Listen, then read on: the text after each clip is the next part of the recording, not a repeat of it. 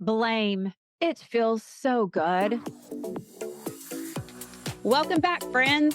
This is your place for cutting edge tools, exercises, best practices, and modern leadership strategies. Because when the world is changing, it's time to bring our leadership styles along for the ride. Whether you're a company leader, a corporate visionary, an entrepreneur, this show gives you new insights into the neuroscience and the language of leadership, plus practical steps and tips to lead your teams in a powerful way. It'll also help you keep your people happy and engaged, all while achieving your biggest goals. I'm your host, Jen Thornton. I'm a talent strategist, a brain-based executive coach, speaker, and the founder of 304 Coaching. Now let's fix leadership. So, why do we sit and blame so often? Well, it's because it actually feels pretty darn good. We might tell ourselves that it doesn't feel good, but when we give up all of our control and move into blame, it's no longer our fault. And what a relief that can be. Before we get into how to move from blame to control, let's talk about why there's so much blame gaming in the workplace. And there can be a lot of reasons for the why, but at the base of all of these reasons, it's our good old friend fear. There is fear of consequences. When something goes wrong, our instinct is to save ourselves. Our brain quickly looks for alternative reasons when we think we're in trouble that keep us out of trouble. Blaming is a great way to protect our self esteem. If it isn't in our control, then it isn't negatively impacting us. Could be a lack of accountability in a culture. When top leaders can't take ownership or blame others, then of course, everyone else is going to do the same thing. Cultures that drive unhealthy competition can also struggle with blame. It becomes a way to survive in the day to day competition. If you know you can be voted off the island at any time, then blame just becomes a tool to protect ourselves. It keeps us on the island. Blaming others is also a great way to rationalize our own mistakes and maintain that consistency on how we see ourselves. And in some cultures, well, those cultures reward blame. It's either blame or be blamed. Through social influence, leaders can teach their teams that blame is the way to live. And at the end of the day, let's not forget the most common reason. We are humans, and instinctively, our brains like to blame. It feels good and it can serve as a coping mechanism in high stress situations. It provides a temporary outlet for frustration. It helps individuals temporarily relieve tension and it diverts their focus from their own perceived failures. But here at Let's Fix Leadership, we are trying to recognize these old school leadership thoughts and practices, and we together are finding alternative ways to lead. Let's take a quick break from the conversation. Do you have new leaders on your team and you can see their potential, you can see their runway, but you cannot figure out how to get them across the finish line? Reach out to 304 Coaching and learn more about our brain-based, competency-focused executive coaching. So, recognizing that negative impact on blame in the workplace is a great step towards fostering a better professional environment. If you find yourself caught in the blame game, here are some strategies to help you manage your own actions and shift towards a more productive mindset.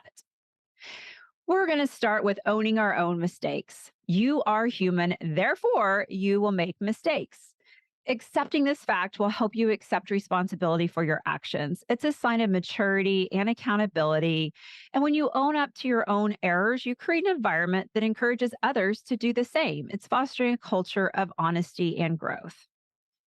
And how about this? Instead of blaming, why don't you offer support?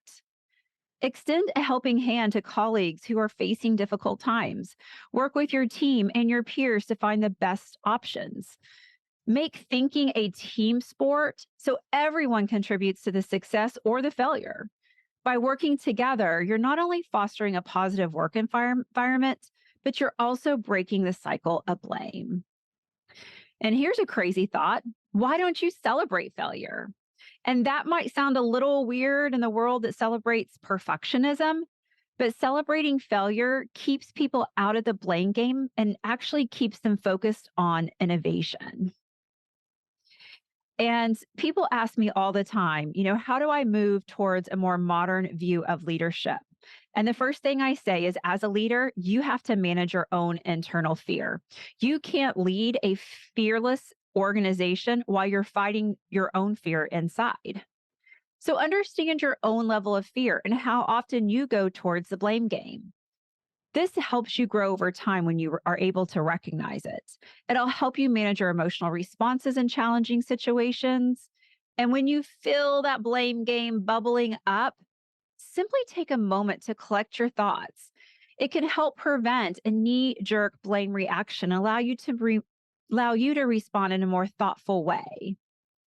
And of course, we always want to focus on the solution and not focus on the blame. If you're in a leadership role, then you're going to have to manage through difficult situations and you'll have to manage through failures. It's just part of the job. Instead of fixating on who is at fault, shift your energy towards finding the solution to rectify the situation.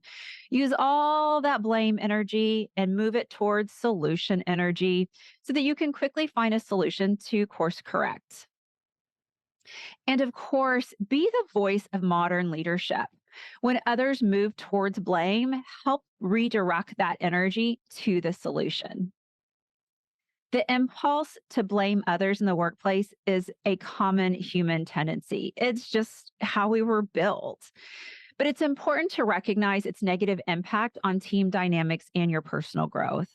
By practicing self awareness, open communication, and accountability, you can break free from the blame game and contribute to a more productive and supportive work environment.